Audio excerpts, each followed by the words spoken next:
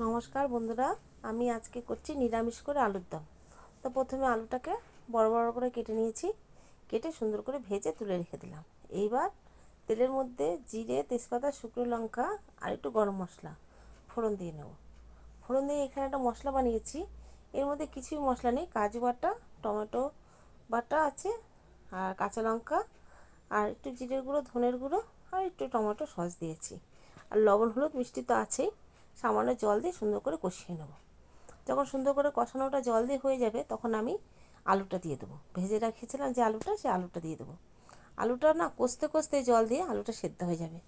এই আলুদমটা সত্যি একবার আপনারা বানিয়ে এরকম করে খেয়ে দেখবেন, কথা দিচ্ছি সত্যি খুব ভালো হবে। তবে একটু ঝাল ঝাল করলে না বেশি ভালো হয়।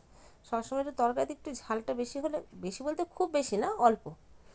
এবার না ঢেকে ঢেকে দিয়ে আমি কষিয়ে, মানে ঢেকে ঢেকে আমি তরকারিটা করব। আলুটা কিন্তু সিদ্ধ হয়ে যাবে, বেশি জল দেওয়ার প্রয়োজন হবে না। আস্তে করে গ্যাস, আলু সবসময় দেখবেন বড় আলু না খুব তাড়াতাড়ি সিদ্ধ হয়ে যায় ছোট আলুর তুলনায়।